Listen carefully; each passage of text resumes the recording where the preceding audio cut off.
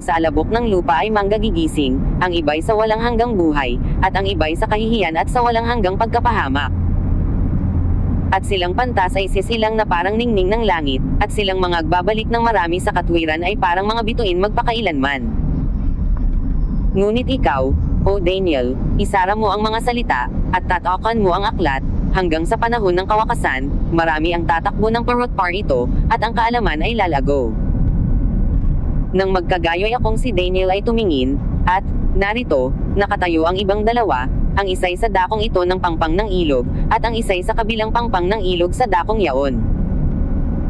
At ang isa'y nagsalita sa lalaking nabibihisan ng kayong lino, na nasa ibabaw ng tubig ng ilog, hanggang kailan mangyayari ang wakas ng mga kababalaghang ito.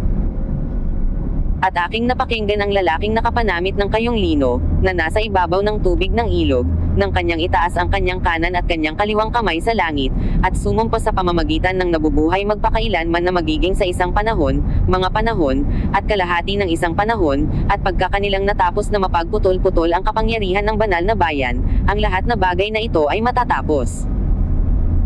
At aking narinig, ngunit di ko naunawa, nang magkagayoy sinabi ko, O Panginoon ko, ano ang magiging wakas ng mga bagay na ito? At sinabi niya, yumaon ka ng iyong lakad, Daniel, sapagkat ang mga salita ay nasarhan at natatakan hanggang sa panahon ng kawakasan.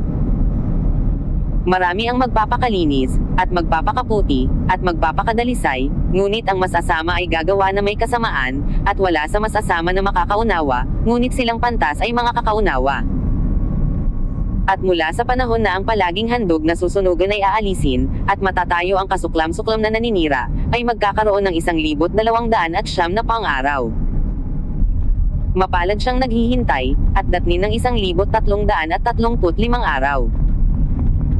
Ngunit yumaon ka ng iyong lakad hanggang sa ang wakas ay mangyari, sapagkat ikaw ay magpapahinga, at tatayo sa iyong kapalaran, sa wakas ng mga araw.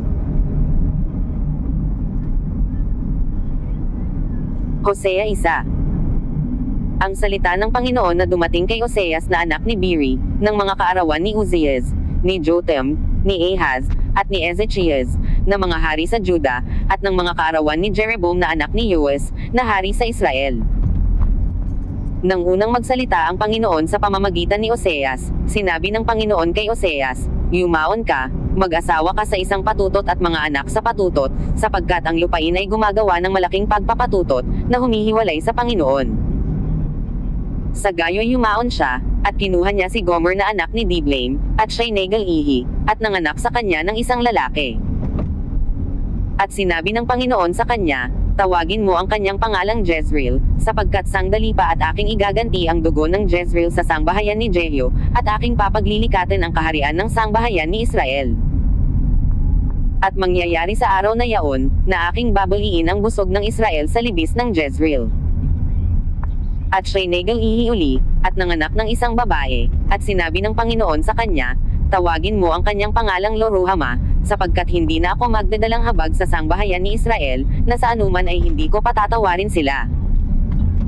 Ngunit ako'y maaawa sa sangbahayan ni Juda, at ililigtas ko sila sa pamamagitan ng Panginoon nilang Diyos, at hindi ko ililigtas sila sa pamamagitan ng busog, o sa pamamagitan man ng tebak, o sa pamamagitan man ng pagbabaka, o sa pamamagitan man ng mga kabayo, o sa pamamagitan man ng mga mangangabayo. Nang maihiwalay nga niya sa suso ni Lo-ruhamah, siya'y Negal-ihi, at nanganak ng isang lalaki. At sinabi ng Panginoon, tawagin mo ang kanyang pangalang Lo-ammi, sapagkat kayo'y hindi aking